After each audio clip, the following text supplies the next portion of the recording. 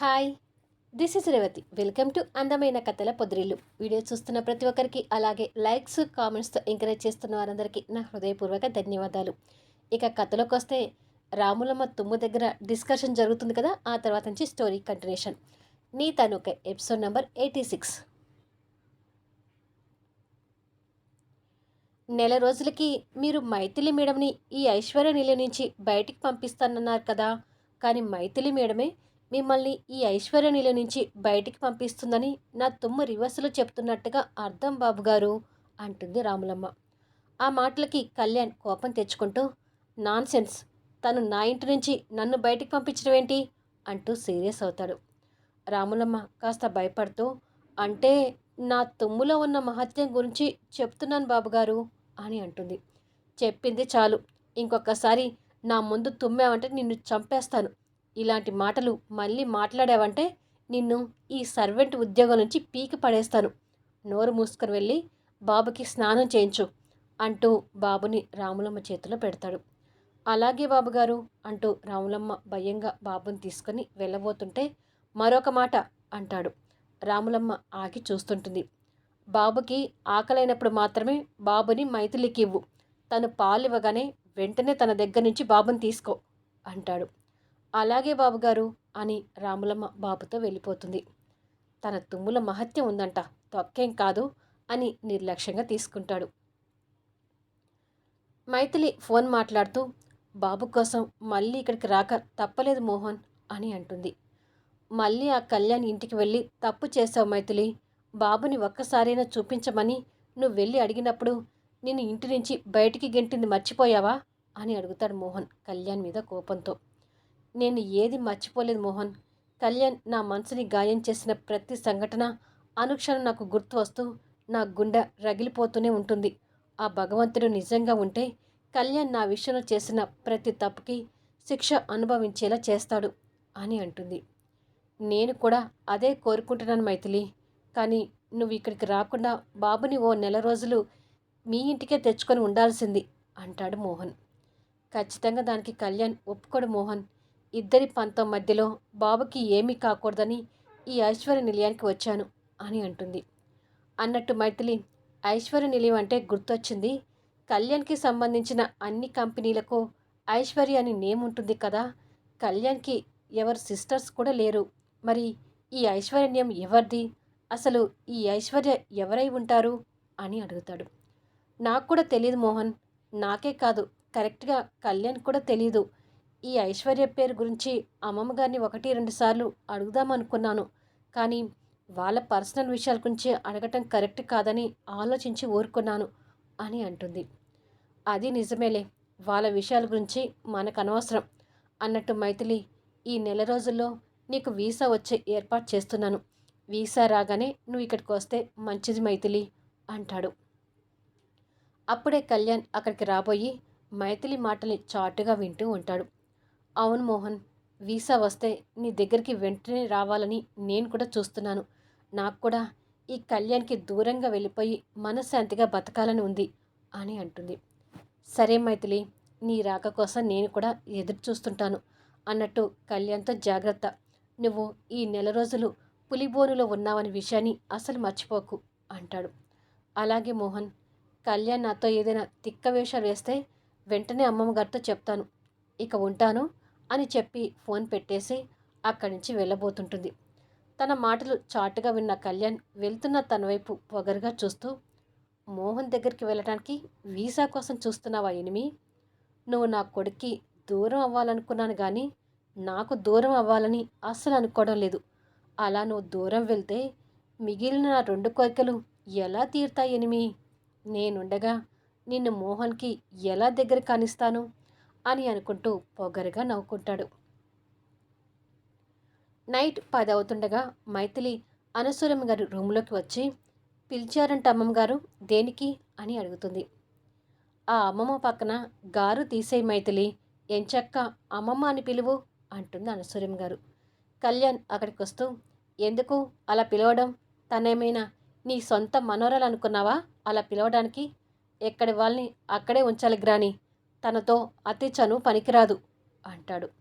మైథిలి కోపంగా చూస్తూ, అమ్మమ్మ గారు నాకు చనువు ఇచ్చినా నేను నా హద్దుల్లోనే ఉంటాను కళ్యాణ్ అని. ఎందుకు పిలిచారు చెప్పండి అమ్మమ్మగారు అని అడుగుతుంది. నువ్వు నీ రూమ్లో ఒక్కదాన్ని పడుకోవటానికి భయపడతావు కదమ్మా, అందుకే నువ్వు ఉన్నన్ని రోజులు నా రూమ్లో నాతోనే పడుకో అంటుంది అనసూయం గారు.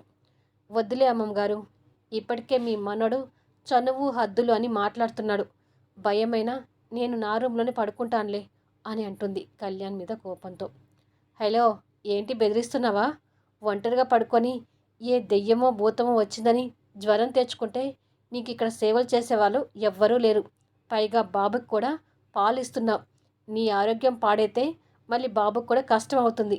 నేను ఏమీ అనలే కానీ ఈ రూమ్లోనే గ్రాని దగ్గర పడుకో అంటాడు. నా రూమ్లోనే పడుకుంటుంది లేరా, ఇంతకీ బాబు నిద్రపోయాడా అని అడుగుతుంది అనసూయం గారు.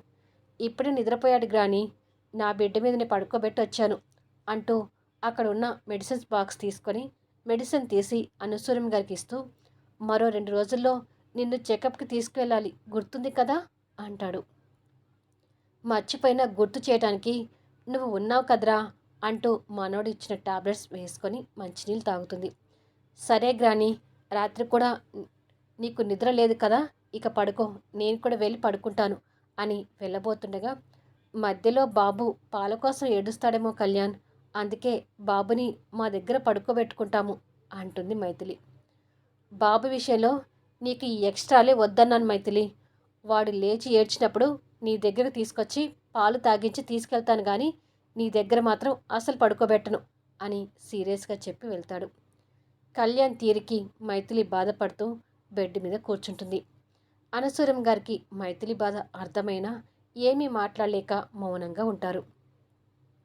కళ్యాణ్ నిద్రపోతున్న బాబు దగ్గరికి వచ్చి పడుకొని అభిమానంగా బాబు వైపు చూస్తూ, నువ్వు నా ఎనిమికి ఎక్కడ దగ్గరవుతామేమోనని నాకు భయంగా ఉందిరా. నువ్వు ఎప్పుడూ ఈ నాన్న కొడుకుగానే ఉండాలి. నా ఎనిమికి నువ్వు అస్సలు దగ్గర కాకూడదు అంటూ మాటలు చెప్తుంటే బాబుకి ఆ మాటలు ఎక్కుతున్నట్టుగా గుర్తుగా నిద్రల్లో నవ్వుతుంటాడు. కళ్యాణ్ బాబు నవ్వుని చూసి సంతోషపడుతూ, నా బంగారు తండ్రి నా బాధని అర్థం చేసుకుంటున్నాడు అని అనుకుంటూ మురిసిపోతుంటాడు. మరుసటి రోజు ఉదయం మైథిలి సోఫాలో కూర్చొని బాబుని ప్రాణంగా తల నిమురుతూ మురిపంగా పాలిస్తుంటుంది. మైథిలి పక్కన కూర్చున్న అనసూయం గారు ఆ తల్లి బిడ్డను చూస్తూ ఓ రకంగా సంతోషపడుతూనే మరో రకంగా బాధపడుతుంటుంది. కళ్యాణ్ పైనుంచి వస్తూ వాళ్ళని అలా చూసి, మైథిలి బాబుని మోస్తున్న టైంలో తను ఈ ఐశ్వర్య నిలయంలో ఉంటే నాకు ఏమీ అనిపించకపోయేది, కానీ ఇప్పుడు తన్ని ఈ ఐశ్వర్య నిలయంలో చూసి భరించలేకపోతున్నాను. ఈ నిలయంలో నేను గ్రాని బాబే అనుకున్నాం, కానీ మా మధ్యలోకి ఈ ఎమ్మి వచ్చి చేరింది. 1 రోజులు తొందరగా గడిచి తన్ని బయటికి పంపించే వరకు నాకు మనశ్శాంతి ఉండేటట్టుగా లేదు అని అనుకుంటూ అక్కడికి వచ్చి మైథిలి బాబుకి పాలివ్వటం ఇష్టం లేకపోయినా అదంతా కష్టంగా భరిస్తూ అనసూయం గారికి మరో పక్కకు వచ్చి కూర్చొని ఎదురుగా ఉన్న పేపర్ తీసుకుని చదువుతుంటాడు. అదేంటి కళ్యాణ్, తీరిగ్గా పేపర్ చదువుతూ కూర్చున్నావు, ఈరోజు ఆఫీస్కి వెళ్ళడం లేదా అని అడుగుతుంది అనసూయం గారు. ఈరోజే కాదు గ్రాని, ఈవిడ గారు ఇక్కడ ఉండే 1 రోజులు నేను ఆఫీస్కి వెళ్ళను. నేను ఇంటి నుంచే బయటికి వెళ్తే ఈవిడ గారు బాబుతో అల్లుకుపోతుంటుంది. అందుకే ఈవిడ గారికి కాపలాగా ఇంట్లోనే ఉంటూ ఈ 1 రోజులు ఇంటి నుంచే ఆఫీస్ వ్యవహారాలు చూసుకోవాలి అని అంటాడు. మైథిలికి ఆ మాటలు కష్టంగా ఉన్నా మౌనంగా భరిస్తుంటుంది. ఈవిడ గారు ఏమిట్రా, తనకి మైథిలి అని చక్కటి పేరు పెట్టుకొని ఏదో శత్రువుని అన్నట్టు ఈవిడ గారని మాట్లాడతావేంటి అని అడుగుతుంది అనసూయం గారు కాస్త కోపంగా.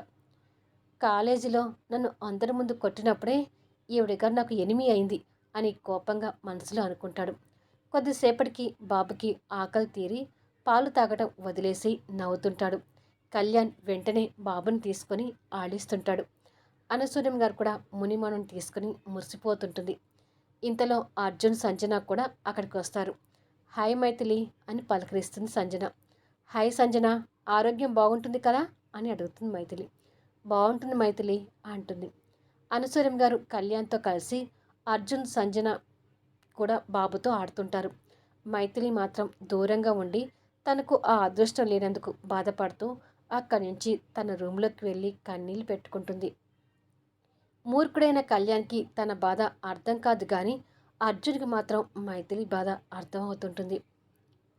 ఇలా వారం రోజులు గడుస్తాయి. ఒకరోజు మైథిలిని భోజనం చేయమని రాములమ్మ అడుగుతుంటే, నాకొద్దు రాములమ్మ, తినాలనిపించడం లేదు అని చెప్తుంటుంది. పైన కళ్యాణ్ బాబుని నిద్రపుచ్చి బెడ్ మీద పడుకోబెట్టి కిందికి వస్తుంటాడు. కొంచెమైనా తినండమ్మా అని రాములమ్మ అడుగుతుంటే, నాకొద్దు రాములమ్మ, వదిలేయ్ అంటుంది అసహనంగా. కళ్యాణ్ వాళ్ళిద్దరిని చూస్తూ కిందికొచ్చి, ఏం జరుగుతుంది ఇక్కడ అని అడుగుతాడు. మైథిలి మీడని భోజనం చేయమని అడుగుతుంటే వద్దంటున్నారు బాబుగారు అంటుంది రాములమ్మ. ఆకలైతే తనే తింటుంది కదా, దానికి ఆవిడ గాని అంతగా బతిమలాడటం ఎందుకు అని అంటాడు నిర్లక్ష్యంగా. అది కాదు బాబుగారు, మేడం గారు టైంకి సరిగ్గా భోజనం చేస్తేనే కదా పాలు పడేది. మేడం దగ్గర పాలు ఉంటేనే కదా బాబు ఆకలి తీరి ఆరోగ్యంగా ఉండేది అంటుంది రాములమ్మ. అంటే తను తినకపోతే బాబుకి పాలు ఉండవా అని కంగారుగా అడుగుతాడు కళ్యాణ్. బాలింతలు పుష్టిగా తింటేనే పుట్టిన బిడ్డకి పాలు దొరుకుతాయి బాబుగారు అంటుంది. అవునా అని మైథిలి వైపు కోపంగా చూస్తూ, బాబుకి పాలు ఇవ్వడం కోసమే కదా నేను ఇక్కడ తీసుకొచ్చింది, మరెందుకు తినడం లేదు అని సీరియస్గా అడుగుతాడు. నాకు అసలు తినాలనిపించడం లేదు కళ్యాణ్, అందుకే వద్దంటున్నాను అని అంటుంది. నువ్వు వద్దంటే సరిపోతుందా, నా కొడుకు కడుపు నిండేదేలా అని తన రెండు చేతులు పట్టుకొని, రాములమ్మ ఒక తాడు తీసుకురా అంటాడు సీరియస్గా. రాములమ్మకి అర్థం కాక తలగొక్కుంటూ, తాడెందుకు బాబుగారు అని అడుగుతుంది.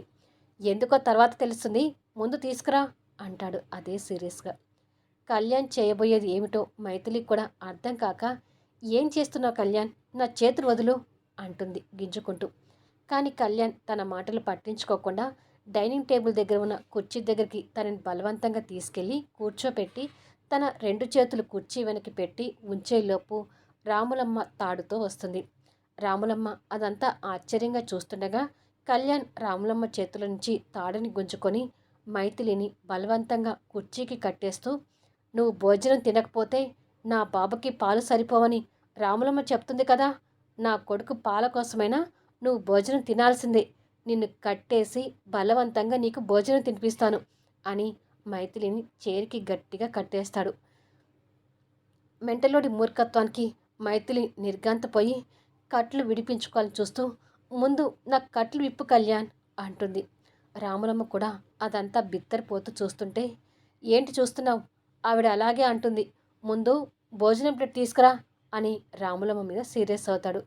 కొన్ని సెకండ్స్లలో కళ్యాణ్ ప్లేట్లో భోజనం కలుపుతూ, నీకు తినాలనిపించకపోయినా బాబు పాల కోసమైనా నువ్వు పుష్టిగా తినాల్సిందే అంటూ కట్టేసి ఉన్న మైథిలికి భోజనం తినిపించబోతుంటే, పిచ్చివాడిగా ప్రవర్తించక కళ్యాణ్, నాకు భోజనం చేయాలనిపించడం లేదని చెప్పాను కదా, ముందు నా కట్లు విప్పు అంటుంది కోపంగా.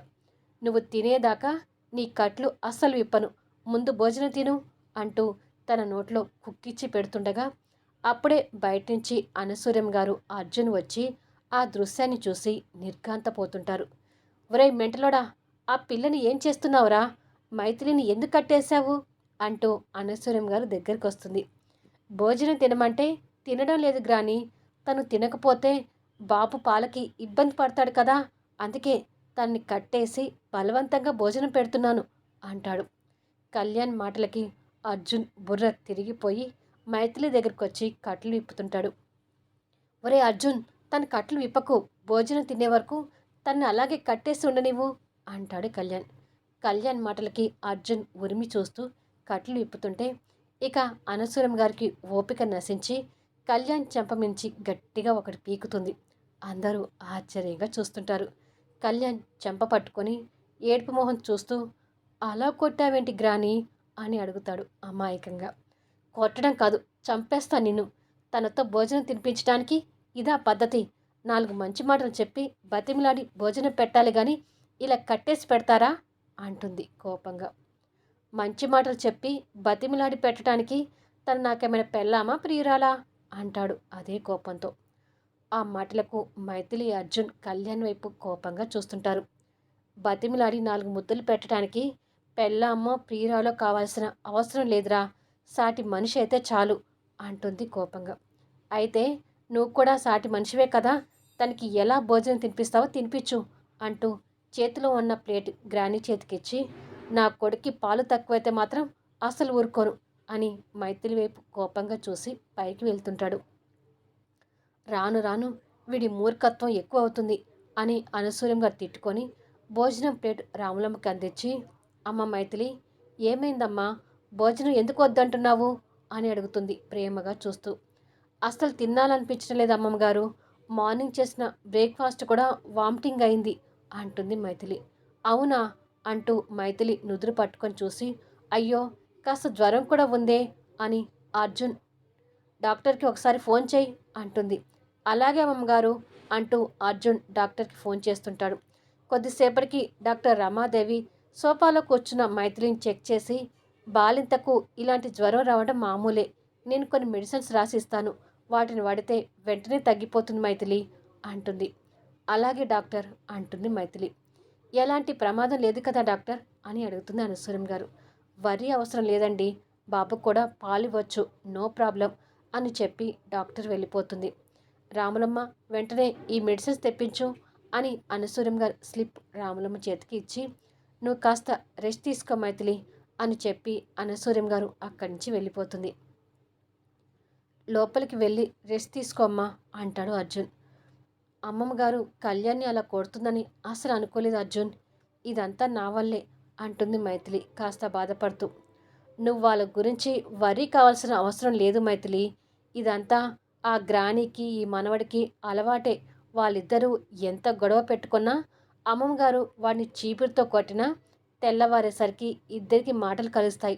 అమ్మమ్మ గారు ఒక లెటర్ రాసి కళ్యాణ్ చైన్ లాకెట్లో పెడతారు.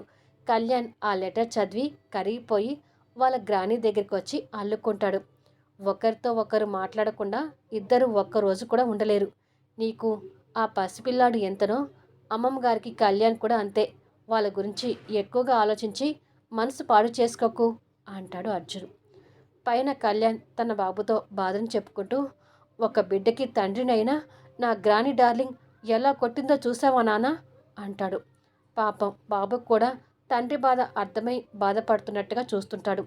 అది కూడా నా ఎనిమి ముందు కొట్టిందిరా, నా ఎనిమి ముందు నా పరువు పోయింది తెలుసా, ఈసారి గ్రాని నా చైన్ లాకెట్లో ఎన్ని లెటర్స్ పెట్టినా సరే నేను గ్రానీతో అసలు మాట్లాడను అని కొడుకుతో చెప్తుంటే, అలాగే ఉండు డాడీ అన్నట్టుగా పాప కూడా హా అంటుంటాడు. చాటుగా వింటున్న కళ్యాణ్ ఆ అమాయకపు మాటలకి మైథిలి చిన్న నవ్వు నవ్వుకొని చాటుగా వింటున్న కళ్యాణ్ అమాయకపు మాటలకు మైథిలి చిన్న నవ్వు నవ్వుకొని పడుకోవటానికి అనసూయం గారి గదిలోకి వెళ్ళేసరికి అనసూయం గారు బాధగా కళ్యాణ్ చిన్నప్పటి ఫోటోల్ని ఆల్బమ్ చూస్తుంటుంది. ఏంటమ్మమ్మ గారు పడుకోకుండా ఇప్పుడు ఫోటోలు చూస్తున్నారు అని అడుగుతుంది మైథిలి. నా మనవడితో మాట్లాడాలని ఉందమ్మా, కానీ వాడు నా మీద అలిగాడు కదా, అందుకే ఈ ఫొటోస్ చూస్తున్నాను, వాడితో గొడవ పడినప్పుడల్లా వాడి ఫొటోస్ చూస్తుంటాను అంటూ ఆల్బమ్ తిరిగేస్తుంటే, అంజలి నిండు గర్భిణీగా ఉన్నప్పుడు కళ్యాణ్ పుట్టినరోజు కేక్ కటింగ్ ఫోటో కనిపిస్తుంది. అశ్వత్థామ అంజలి కలిసి కళ్యాణ్తో కేక్ కటింగ్ చేస్తుంటారు. మైథిలి ఆ ఫోటోను ఆశ్చర్యంగా చూస్తూ, కళ్యాణ్ వాళ్ళ అమ్మగారు మైథిలి ప్రెగ్నెంట్తో కనిపిస్తున్నారంటే కళ్యాణ్కి ఎవరైనా తోడబుట్టిన వాళ్ళు ఉన్నారా, వాళ్ళ అమ్మగారి కడుపులో ఉన్న బిడ్డ పేరే ఐశ్వర్యనా, అయితే ఆ ఐశ్వర్య ఇప్పుడు ఎక్కడ ఉంది, ఒకసారి అమ్మమ్మ గారిని అడిగితే అని ఆలోచించి, అయినా మరికొద్ది రోజుల్లో ఇక్కడి నుంచి వెళ్ళిపోయేదాన్ని, ఇవన్నీ నాకెందుకులే అని అనుకుంటుంది. అనసూయం గారు ఆల్బమ్ మూసేసి, నువ్వు పడుకో మైథిలి, నేను నా మనవడికి ఒక లెటర్ రాసి పడుకుంటాను అంటుంది. ఈసారి ఎన్ని లెటర్స్ రాసి లాకెట్లో పెట్టినా మీ మనవడు మీతో మాట్లాడడంట, మీరు లెటర్ రాసిన వేస్టే అని మనసులో అనుకొని పడుకుంటుంది. అనసూయం గారు మాత్రం లెటర్ రాస్తూ కూర్చుంటుంది. ఎర్లీ మార్నింగ్ మైథిలి నిద్ర లేచి బెడ్ వైపు చూసేసరికి అనసూయం గారు కనిపించరు. అమ్మమ్మ గారు ఈరోజు తొందరగా లేచారేంటి అని అనుకుంటూ రూమ్లో నుంచి బయటకు వచ్చి కిందికి చూసేసరికి సోఫాలో కళ్యాణ్ గ్రానీ ఒడిలో తలపెట్టి పడుకొని నవ్వుతూ ముచ్చట్లు చెప్తుంటాడు. అనసూయం గారు కూడా మనవడి తలని ప్రేమగా నిమురుతూ మనవడు చెప్పే మాటలు సంతోషంగా వింటూ ఉంటుంది. మైథిలి వాళ్ళిద్దరిని ఆశ్చర్యంగా చూస్తూ, సరిపోయింది ఇద్దరికి అని కాస్త కోపంగా అనుకొని కిందికి వస్తుంటుంది. కళ్యాణ్ మైథిలి రావడాన్ని గమనించి వాళ్ళ గ్రానీకి ఇంకా కావాలని హత్తుకొని మాట్లాడుతుంటాడు. మైథిలికి కూడా అది అర్థమవుతూ కళ్యాణ్ వైపు కోపంగా చూస్తుంటుంది. మైథిలి కిందికి వచ్చేసరికి వాళ్ళు బాబు బారసాల ఫంక్షన్ గురించి మాట్లాడుతున్నారని అర్థమవుతుంది. బాబు బారసాల ఫంక్షన్ చాలా గ్రాండ్గా చేయాలి గ్రాని అంటుంటాడు కళ్యాణ్. అనసూయం గారు నవ్వుతూ తప్పకుండా చేద్దాం కళ్యాణ్ అని మనసులో బాధపడుతూ, ఆ రోజు నేను చెప్పబోయే విషయాలు విని ఎలా తట్టుకుంటావో అర్థం కావట్లేదు కళ్యాణ్. డబ్బులో పెరిగిన నీకు ఈ ఆస్తులకు వారసుడివి నువ్వు కాదని తెలిస్తే నువ్వు తట్టుకోవడం చాలా కష్టంరా అని మనసులో అనుకొని బాధపడుతుంటుంది. బాబుకి పేరు కూడా సెలెక్ట్ చేసి పెట్టాను గ్రాని అని మాట్లాడుతుంటే మైథిలి ఆ మాటల్ని మౌనంగా వింటూ తన రూమ్లోకి వెళ్ళిపోతుంది. ఇలా మరికొన్ని రోజులు గడుస్తాయి. బారసాల ఫంక్షన్కి బంధువులను కూడా ఇన్వైట్ చేస్తుంటారు. కళ్యాణ్ అర్జున్తో ఫోన్ మాట్లాడుతూ నడుస్తూ కారిడార్ వైపు వస్తుంటాడు. కళ్యాణ్ ఆర్యతో ఫోన్ మాట్లాడుతూ నడుస్తూ కారిడార్ వైపు వస్తుంటాడు.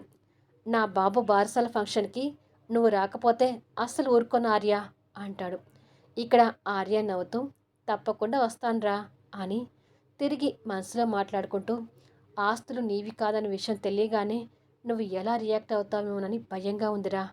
అలాంటి క్లిష్ట సమయంలో నేను నీ పక్కన ఉండటం కోసమైనా ఈ ఫంక్షన్కి వస్తాను కళ్యాణ్ అని అనుకుంటాడు మనసులో. అలాగే శ్రేయాని కూడా ఫంక్షన్కి ఇన్వైట్ చేశాను, వస్తానంటే తనని కూడా తీసుకొనిరా అంటాడు కళ్యాణ్. అలాగే అంటాడు ఆర్య. ఇంకా ఏంటి విశేషాలు, నీ బిజినెస్ ఎలా ఉంది అని అడుగుతూ కారిడార్ వైపు వస్తుంటాడు. సాల్వ్ చేసి నువ్వు కదరా, బ్రహ్మాండంగా ఉంది అంటాడు ఆర్య. అలా ఆర్యతో మాట్లాడుతూ కారిడార్లోకి వచ్చేసరికి గాలి కాస్త పెద్దగా వీస్తుంటుంది. అక్కడ మైథిలి అందమైన శారీలో నిలబడి బయటికి చూస్తూ ఆ గాలిని ఎంజాయ్ చేస్తుంటుంది. గాలికి మైథిలి పవిటి కొంగు ఎగరటం వల్ల అందమైన తన సన్నని చిట్టి నడుము కళ్యాణ్ కంట పడుతుంటుంది. కళ్యాణ్ ఆ పొజిషన్లో ఉన్న మైథిలిని కైప్గా చూస్తూ ఉంటాను ఆర్య అని ఫోన్ పెట్టేసి రొమాంటిక్ మూడ్లో తనని మైమర్చిపోయి చూస్తూ తన వెనుకగా దగ్గరికి వెళ్తుంటాడు. గాలికి మైథిలి పవిట కొంగు ఎగురుతూ వచ్చి కళ్యాణ్ మొహం మీద జాలువారుతుంటుంది. ఆ తర్వాత ఏం జరుగుతుందనేది నెక్స్ట్ వీడియోలో చూద్దాం. ఈ వీడియోపై మీ అభిప్రాయాలు తెలుపుతూ కామెంట్స్ ఇవ్వండి. అలాగే లైక్స్ ఇచ్చి ఎంకరేజ్ చేయండి.